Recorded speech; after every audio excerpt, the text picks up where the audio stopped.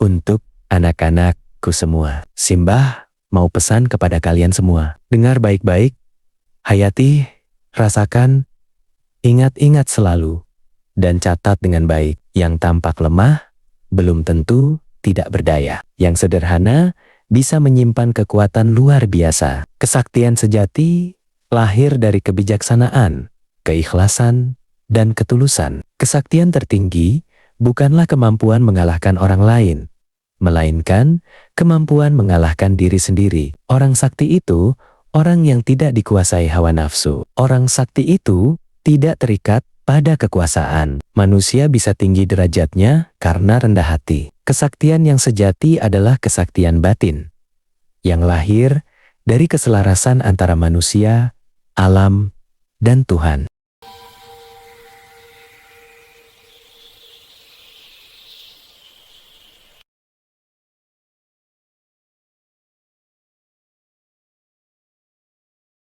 Kembali membahas tentang kearifan dan kebijakan nama tokoh utama dalam punakawan di pewayangan Jawa, tentunya Semar. Melalui kesaktian Semar, kita diajak memahami bahwa kekuatan sejati bersumber dari kesucian niat, ketulusan hati, dan kedekatan manusia dengan Sang Pencipta. Kesaktian itu hidup dalam laku, bukan dalam pamar kuasa, dalam welas asih, bukan dalam amarah. Kesaktian Semar adalah kekuatan yang tidak dipamerkan, tidak didemonstrasikan. Kesaktian Semar berbeda dengan kesaktian para ksatria atau dewa lain. Karena ilmu Semar adalah ilmu sejati, ilmu hakikat yang langsung berasal dari Yang Maha Kuasa. Ilmu laku batin, ilmu sabda. Setiap apa yang diucapkan pasti jadi kenyataan. Orang Jawa mengatakan ilmu kasunyatan atau sabdo dadi, apa yang diharapkan pasti terkabulkan.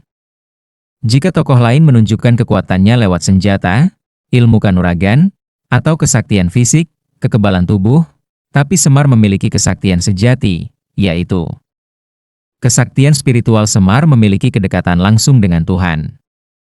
Ucapannya seringkali menjadi doa, dan nasihatnya mengandung kebenaran hakiki. Dalam banyak lakon, kata-kata Semar dapat mengubah takdir, menenangkan kekacauan, bahkan menghentikan peperangan. Tidak bisa dikalahkan, Semar hampir tidak pernah bertarung secara langsung. Namun bila ia marah atau murka, para dewa pun gentar. Dalam cerita-cerita tertentu, Batara Guru sendiri tidak berani melawan Semar karena menyadari kekuatan sejatinya. Penguasa alam dan makhluk gaib, Semar memiliki kuasa atas makhluk halus, jin, dan kekuatan alam. Ia dapat memanggil hujan, menghentikan bencana, atau melindungi wilayah tertentu hanya dengan kehendaknya. Kesaktian tanpa pamrih. Kesaktian Semar tidak pernah digunakan untuk kepentingan pribadi. Ia hanya bertindak ketika kebenaran dan keadilan terancam. Ilmu dan kesaktian Semar bisa dimiliki manusia jika mereka memiliki spiritual tinggi, batin yang bersih, ikhlas, jujur, dan tawakal sepenuhnya. Kesaktian Semar terletak pada kebijaksanaan spiritual mendalam, menjadi penasihat utama para ksatria, dan mampu menjadi pamomong atau pengasuh sejati, bukan pada kekuatan fisik atau sihir mencolok. Kesaktiannya adalah kekuatan batin, kepemimpinan yang mengayomi, bahkan seringkali tersembunyi di balik humor dan penampilan sederhananya, dengan kemampuan mengendalikan kekuatan kosmik dan spiritual yang tinggi, seperti manifestasi Batara Ismaya. Dan aspek-aspek kesaktian Semar adalah titisan dewa yang dianggap sebagai manifestasi Batara Ismaya, atau kakak Batara Guru, yang turun ke bumi melepaskan wujud dewanya demi mengabdi dan membimbing para ksatria.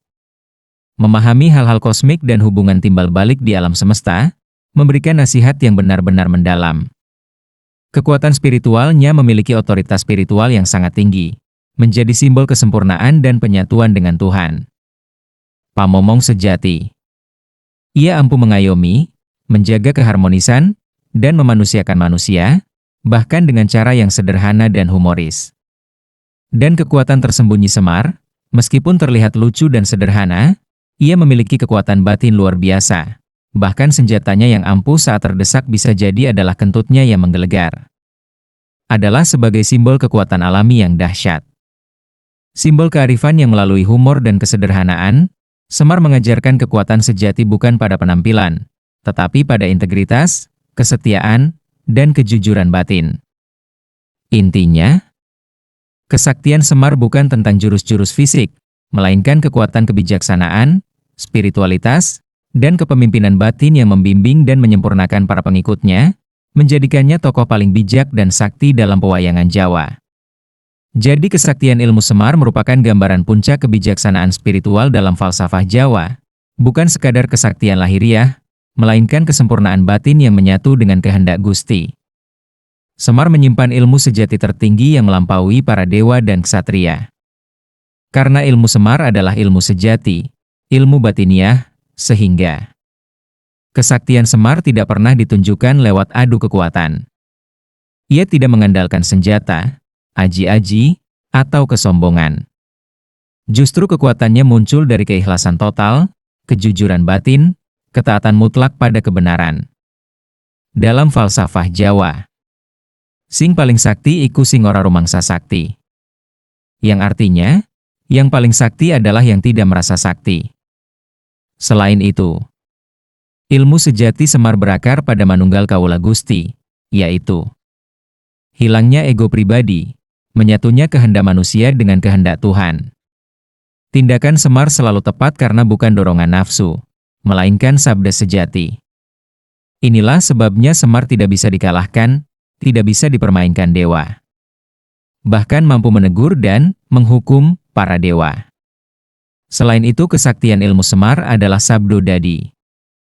Maksudnya, ucapan Semar adalah sabda sejati. Apakah yang diucapkan akan jadi kenyataan? Nasihatnya mengandung kekuatan kosmis. Kutukannya menjadi kenyataan. Doanya langsung menembus langit. Namun, sabda itu hanya keluar demi keseimbangan semesta, bukan kepentingan diri. Ilmu sejati Semar lahir dari itu laku hidup yang lurus. Welas asih pada semua makhluk. Kesediaan menderita demi kebenaran. Ilmu tertinggi Semar tersembunyi dalam kesederhanaan. Kesempurnaan tidak berwajah indah. Karena Gusti hadir dalam rupa yang diremehkan. Kesaktian Semar berfungsi untuk menjaga keseimbangan dunia, melindungi yang lemah, menegakkan keadilan tanpa dendam. Karena itu Semar selalu berpihak pada rakyat kecil, bukan pada tahta atau kekuasaan. Pertanyaannya, apakah ilmu Semar bisa ditiru? Jawabannya, ilmu Semar tak bisa ditiru. Karena ilmu sejati Semar tidak bisa dipelajari, hanya bisa dijalani. Tidak bisa diwariskan, hanya bisa diteladani. Tidak bisa diminta, hanya datang pada yang sampai pada ikhlas sejati. Inti kesaktian ilmu sejati Semar. Sakti tanpa ilmu, kuat tanpa senjata, menang tanpa melawan, tinggi tanpa menampakkan diri. Kesaktian tanpa aji-ajian. Itulah ilmu Semar. Pernah suatu ketika, para raja dan ksatria saling berperang karena keserakahan. Bumi menjadi panas, hujan enggan turun, dan rakyat menderita.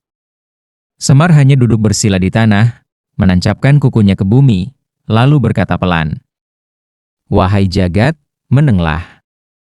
Seketika angin berhenti, senjata para ksatria terjatuh, dan amarah dalam dada mereka luluh menjadi rasa malu. Itulah kesaktian sejati Semar, menundukkan nafsu, bukan tubuh. Bahkan para dewa di kahyangan pun segan kepada Semar. Batara Guru sendiri, penguasa kahyangan, tidak berani bertindak sewenang-wenang di hadapan Semar. Sebab Semar membawa kebenaran yang lebih tua dari kahyangan itu sendiri. Dalam kisah lain, ketika para dewa hendak menghukum manusia tanpa belas kasihan, Semar naik ke kahyangan bukan dengan sayap atau kereta, melainkan dengan niat suci. Langit terbelah, dan para dewa terdiam. Semar hanya berkata, "Dewa tanpa welas asih bukanlah dewa, melainkan raksasa berbaju cahaya." Mendengar itu, kahyangan bergetar. Hukuman pun dibatalkan. Sebagai pamomong Pandawa, Semar selalu hadir di saat paling genting. Saat Arjuna kehilangan arah, Semar memberi petunjuk. Saat Bima dikuasai amarah, Semar meredamnya. Saat Yudhistira goyah imannya, Semar menguatkannya. Konon, jika Semar benar-benar murka, gunung bisa runtuh dan lautan bisa mengering. Namun kemarahan Semar jarang muncul, sebab ia adalah simbol pengendalian diri tertinggi. Jadi kesaktian Semar bukan untuk pamer kekuatan, melainkan untuk menjaga keseimbangan antara kuasa dan kebijaksanaan, langit dan bumi, raja dan rakyat. Ia mengajarkan bahwa kesaktian tertinggi adalah mengenal diri sendiri, menundukkan ego, dan hidup selaras dengan kehendak Gusti. Karena itulah Semar tidak pernah mati. Ia hidup dalam laku orang-orang bijak, dalam suara hati yang jujur, dan dalam kesederhanaan yang penuh makna.